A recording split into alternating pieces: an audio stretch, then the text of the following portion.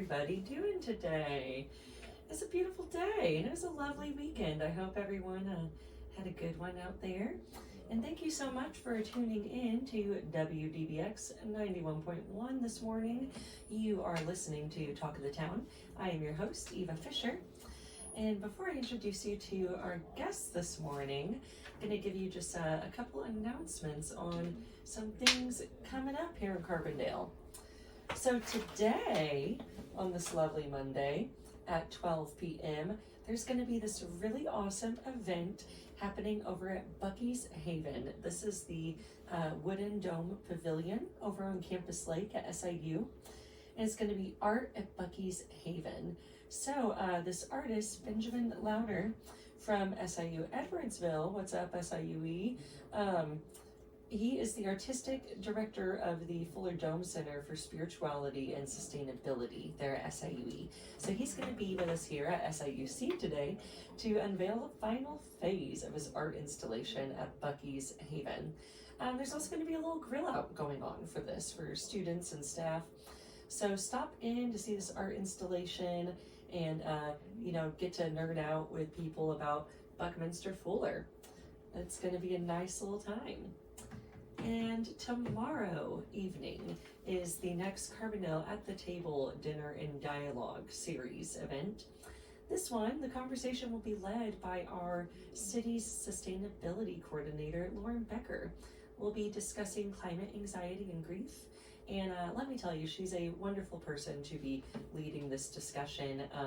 It's something that people have got on their mind a bunch and can be a heavy topic, but with a little bit of optimism and some awesome solution and planning-based ideas, we can talk through this and work through this together. So tomorrow evening, the event doors will open at 5 at the Carbondale Civic Center.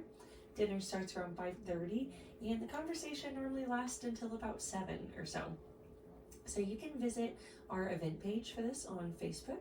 Go to City of Carbondale Government on Facebook, and you can find the event page, or go to explorecarbondale.com. There's a community calendar at the bottom of our website there. You can click on the 15th, see all the details for this event, and there's also a link to register for this event. So yeah, please join us tomorrow, Tuesday 15th, Carbondale at the Table, Carbondale Civic Center, 5 to 7. We had our awesome open house for the Plan Carbondale planning initiative last week. So we have been working on a comprehensive plan for Carbondale over the course of several months with planning consultants and the steering committee and the planning commission. And yeah, all the residents and staff of the city coming together for this comprehensive plan. So you can still give your feedback on the drafts of this plan. Visit plancarbondale.com. You can hit a button that says participate online and do just that. So that is Wednesday. You have until Wednesday, end of the workday, to get that feedback in, the 16th. And today is the final day to submit nominations for the Historic Preservation Awards. So again, you can visit explorecarbondale.com, search Historic Preservation Awards, go to our Facebook page, we have a post on it. I'll be sharing that again just to remind people that today is the final day to get those in. All right, that is all I have to tell you about. So now I get to introduce you to my guest today and have him tell you all about some other awesome stuff. So everyone, welcome to the airwaves, Shawn Freeman. Good morning, Shawn. How you doing? Good morning. How are you? Good. Thank you so much for coming on today. So Shawn, you are the Chief Executive Director of JAX Mass Transit, yes? Yes, I am. Fantastic.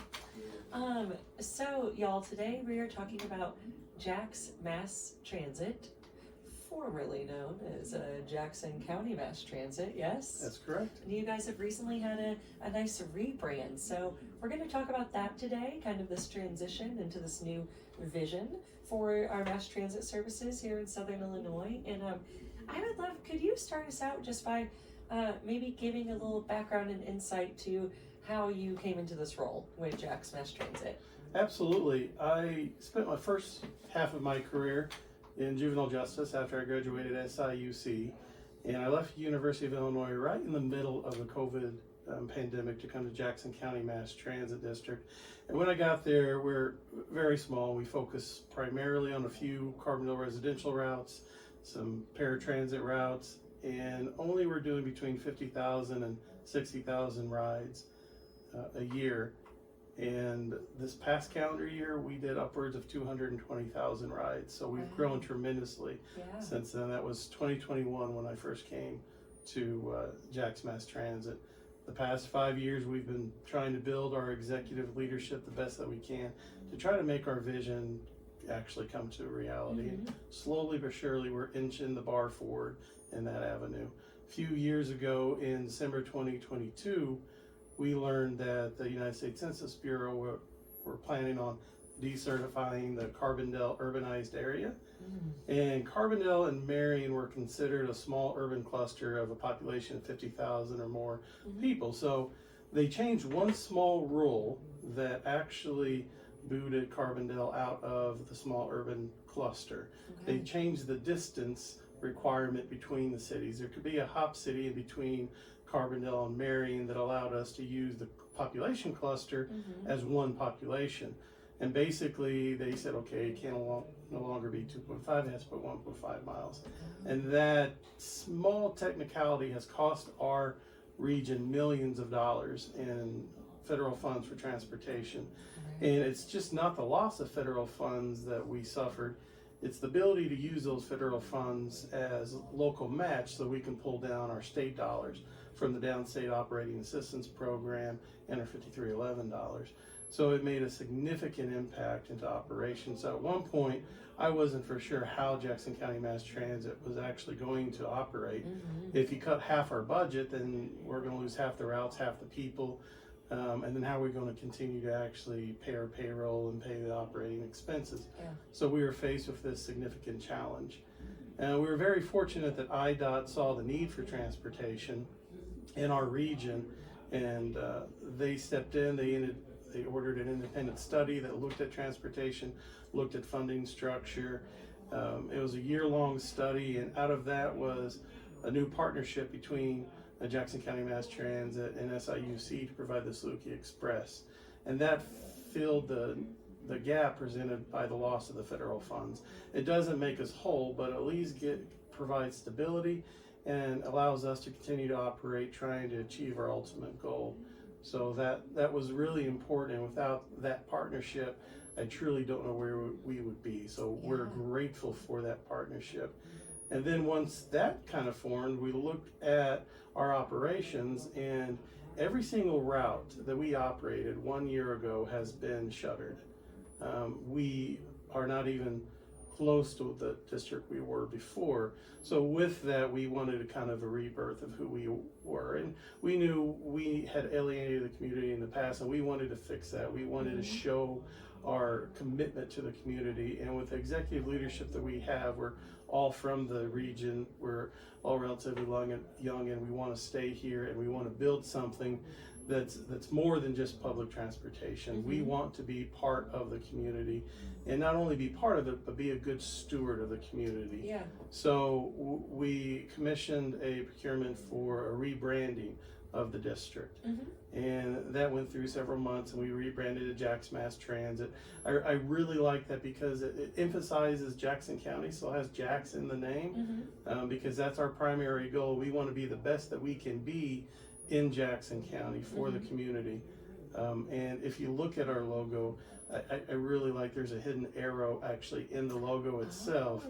And for me personally, that as a reminder that we always want to be moving forward. We don't want to be complacent with where we are now. We know there's gaps. We know there's areas that we can improve upon.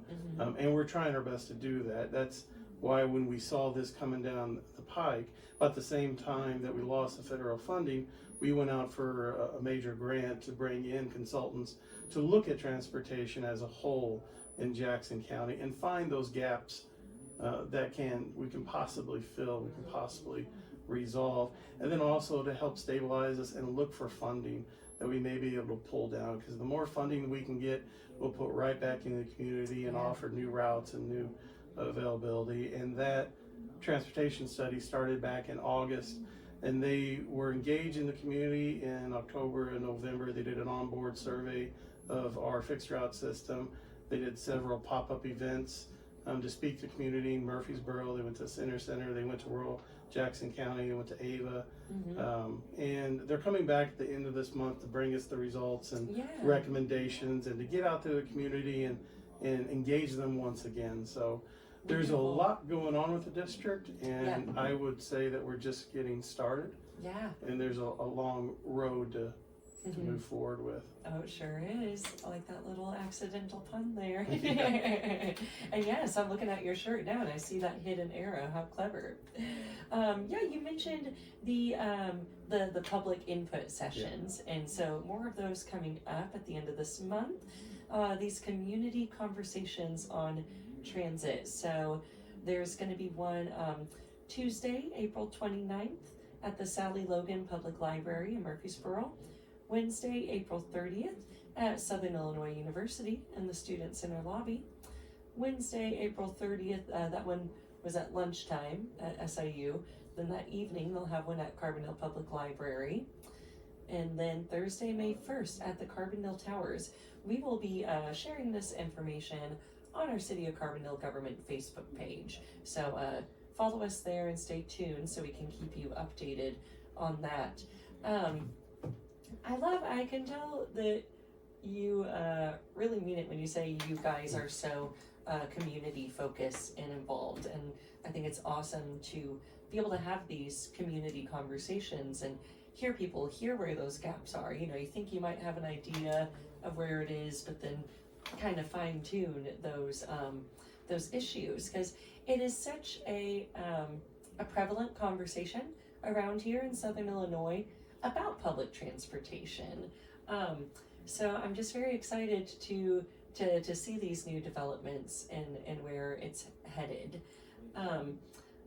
Shawn, what can you tell us just kind of about your day-to-day offerings with JAX? Oh, absolutely. I think one of the things that actually have come to light through the transportation study, and it's not new to us, we know that we don't have a marketing team.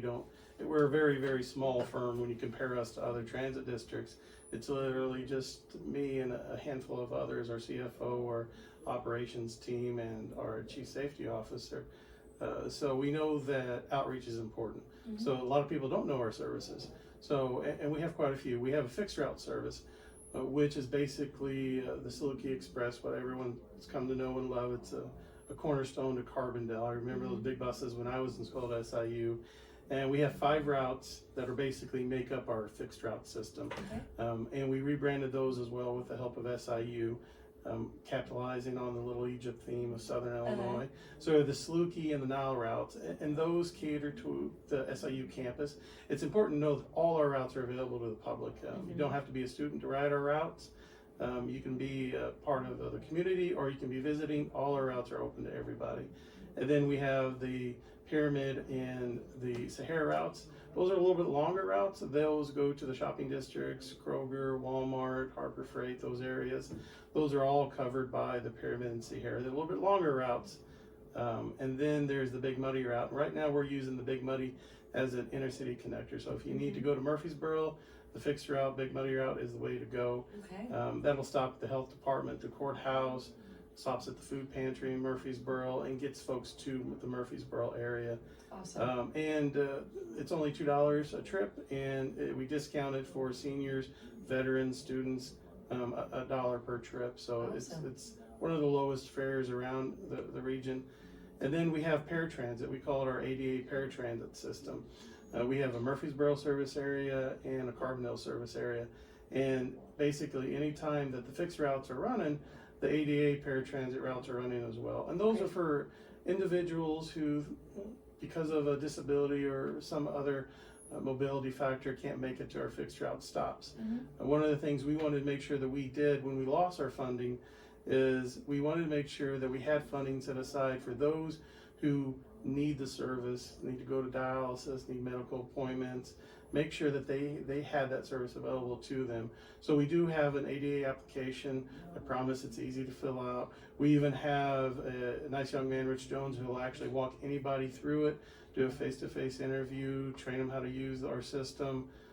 He's very kind. He's very good at what he does. Yeah. He can walk anyone through that application. Once you fill out that application, we'll pick you up at your door and we'll take you to your medical appointment. We'll take you grocery shopping. We'll take you to the rec center if you want to go to a park or anything like that. That's what that service is for, and that's our ADA paratransit service. And we have Murfreesboro and a Carbondale area of that. Fantastic. And then we also have an evening, we call it a micro transit. It's basically a close and on-demand service for the City of Carbondale. It runs basically 7 p.m. to 12 a.m. on most days when SAU campus is shut down. Sometimes we shutter that service, but that's available for students and the City of Carbondale. So if you're working at Planet Fitness at 8 o'clock and you don't have a ride to get home and you get off at 11 o'clock, give us a call. We can give you a ride home. We do ask that that's scheduled 24 hours in advance. Again, we're a small district, so we don't have tens of dispatchers. We only usually have one dispatcher a shift, so we can't handle heavy call volume. So we ask for a 24-hour advance notice. But if you know you need the ride and it's for tomorrow, give us a call. There's no need to be walking around late at night at Carbondale, especially if it's raining. We can pick you up and we can take you. Great. So those are make up the core of our service. We'll also go out into the community and do presentations to help spread the word, to help people know that this is a service that is available to everybody, especially our ADA paratransit service. We take great value in being able to provide that to our community. Yeah, how fantastic. These are so thrilling to hear all the ins and outs of this and what's available, because there is more available than I think the average resident around here might realize. Absolutely. We can even one of the things we focused on when we made the transition is there's a lot of service in Carbondale and there's some service in Murfreesboro, but there really wasn't much in McCanda, and there wasn't much in Grand Tower or Eva or Campbell Hill. So we do have a rural route that goes into the rural community once a day, and we can't do it every single day, but Monday we go to Elkville, DeSoto, and Dow, and come into Carbondale. Right now they're basically one way, so we can take someone from Dow in the morning, we can take them into Carbondale, they can connect with our fixed route system so they can make it all the way to Murfreesboro if they wanted, and then we'll take those folks home at the end of the day. We would love to be able to expand it to where we can take people from Carbondale to McCanda, just because of the Giant City Park and everything that's available there. We haven't figured out how to get the funding for that just yet, but those are the things that, when I mentioned the arrow, we are always trying to move the ball forward, become a better district. Yeah, how fantastic. I love this. And like Shawn mentioned, there's lots of opportunities for community input on this, and at those you can also hear about how JAX can serve you even more so. Shawn, I'm so excited that with the development of our SIMS, the Southern Illinois Multimodal Station, JAX will have a presence at that station, and I feel that's going to be able to really boost and fill in that gap of information about these routes to our residents. Oh, absolutely. I'm ecstatic. I'm happy. It's a great, not only does the building look amazing, and it makes downtown so much cleaner and nicer, and kind of modernizes the transportation, because all the modes of transportation are going to be there. And we'll have our dispatchers there and a community liaison there. And we're really looking forward to it. And not a lot of people realize, they may see the big white buses all the way around, but there are a lot of transit districts that come into Carbondale. South Central Transit has routes that come in from DuQuoin to Carbondale. Rides Mass Transit has buses that come in hourly. They go to the airport or go to Ison. So if you're looking for gainful employment at Ison, those routes might be an option for you. If you need to get to the airport, that's a wonderful option for you as well. And then even Shawnee Mass Transit, they come in, they have routes coming from Cairo all the way up to Carbondale, and Anna all the way to Carbondale. So there's a lot of buses around here, a lot of transit districts that come in here, but there's no central hub for them. There's no way for them to connect our hopes is maybe lead the front and try to get everyone connected and train our dispatchers to help guide people. If someone's coming from Chicago, maybe wants to go down and check out historic Cairo, there may be a way to get them down there. They may have to connect on a couple buses, but the point being is there's so much available in Carbondale, and the Sim Station I think is going to open that up for people to see that and get people around much more often. A good story about how transit districts can communicate. We had a rider in the Carbondale area that one of his family members passed away, and they really needed to get to a funeral down in Mounds. They were a veteran. And we don't go down to Mounds. We seldom leave Jackson County, but who does go to Mounds is Shawnee Mass Transit District. So we reached out to Shawnee Mass Transit. We worked with them.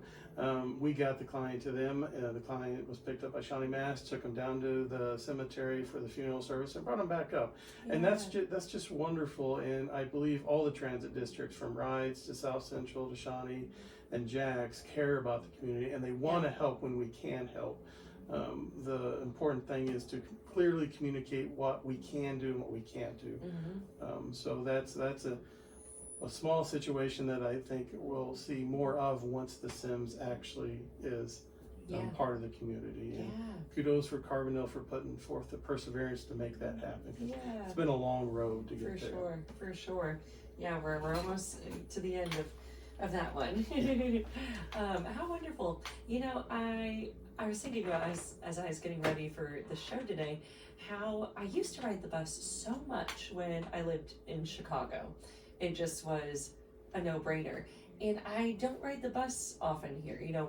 When living in a more rural area that's often more car dependent, it's just kind of a go-to. But, I was thinking about it being Earth Month and how there are these buses, and I wanna challenge myself to take advantage of the bus more, and kind of put that challenge out there in a fun way for others to explore this option, utilize this, and that's such a great sustainable thing to do is ride the bus instead of taking your own vehicle. Ride that bus with the rest of your community. There's an app folks can download, correct, to see the bus routes? Yeah, our JAX Go app will show you all our fixed routes. Awesome. It'll have the Big Muddy, the Sierra, the Pyramid, the Nile, and the Saluki. It will be all there. And you can set alarm if you have your favorite stop, or if you have your favorite time, it'll set alarm in the bus. You can see the buses move, you can see how fast they're going. So it's a wonderful tool to have. And you can send questions and things like that through the app as well. So it's a great tool. Great, that's the JAX Go. Yeah, it's available in the iOS store and the Google Play store. It doesn't cost a dime, and there's no subscription service. You can see our buses. And you mentioned Earth Day. We are trying to be a better steward of our community as well as the environment. We struggled with buses because we were a very, very small district, and all of a sudden we have this fixed route given to us. And the fixed routes, you really want the bigger buses. They're more comfortable, they're more fuel efficient, you can fit more people on the buses. And we've struggled to keep them on the roads, and we only have 4 of them.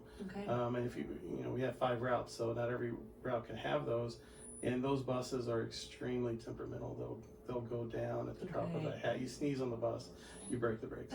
So, but we have 4 hybrid buses that are good friends at Champaign Mass Transit. They were just running literally a few months ago on their route. They got brand new buses, so they decommissioned them, and we got them, and we're working to get our equipment on them. So next year you'll see 40-foot hybrid buses going around Carbondale. And we're excited to bring those. We'll roll those out in August. So that's going to be really exciting for us. And you mentioned, it is a change for people to actually get on the bus and ride it when we have our cars. But to make the community feel it's safe, we've done over 200,000 miles since August. Transported over 100,000 riders since August. And on our fixed route system, we have not been at fault for any accident. There have been accidents. Carbondale is a crazy place to drive. We've had people pull out in front of us. We've had our buses hit, but we have never caused an accident with our fixed route. So if you do the numbers on that, that's a really low accident rate. So we're very safe. It's a very safe means of transportation. Yeah, that is fantastic. And well, get out on those buses, folks. JAX Mass Transit. Shawn, we just have a few minutes left. I want to make sure that if there's something we haven't covered that you want to make sure our listeners hear, that you get that opportunity to tell us.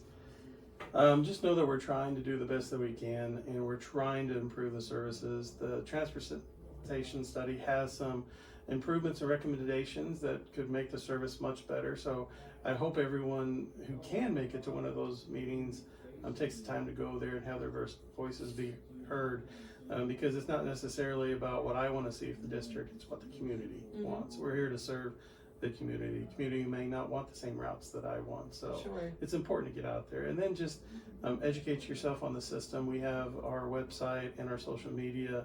We try to put everything out there as much as we can, and then again, if you reach out to us, we'll be more than happy to meet with anyone. I mean, we're all transit geeks and nerds at JAX, so we love talking about the system, so we're there to answer any questions people may have. Awesome. And there's the community input sessions coming up at the end of the month. We mentioned we'll share that online Tuesday, April 29th and the 30th, and Thursday, May 1st. We'll be having those public input sessions. But is there somewhere online folks can go to give any feedback at this time? Absolutely. It's www.ridejax.com, ridejax.com. There's a way to communicate with us. We've been pushing, our drivers try so hard. They're from the community, and they absolutely love what they do. And a few of our drivers, Jarrell is one of the best drivers we have. He's not a bus driver. He's a motor vehicle operator. Yeah. So he takes his job extremely serious. But we have a honk the horn program. If your driver has done an excellent job, sometimes they get the brunt of not being able to have all the routes available. So sometimes riders are kind of harsh to them. So if your driver did a great job, please, we'd love to hear about it. We'd love to share it with that driver. Sometimes it makes all the world a difference to them, puts a smile on their face, and helps them know that they're making a difference in our community. Yeah. And you can get to that if you go to our Contact Us page. There's an email, and all the emails from the website go directly to me. They don't get pushed off on an intern or a low-level staff. All the communication from the website goes to my desk. So, and I typically am the one that responds to every email that we get. So I'd love to hear the good stories that our drivers are doing in the community, because I know they are. Yeah. They're a wonderful bunch of drivers. I love that. Honk the horn. Yes, indeed. Hey, well, thank you so very much, Shawn. I really appreciate you coming on today. I think it's great for our community to get to hear what all is in motion with JAX. So really appreciate it. Absolutely. Thank you for the opportunity. Yeah, for sure. All right, folks. Well, thank you always for tuning in to Talk of the Town here on your Monday morning. We'll have this info on the public input sessions for JAX on our city Facebook a while on, and we'll be getting this video on YouTube later this week. So thanks again. Have a great day, everybody.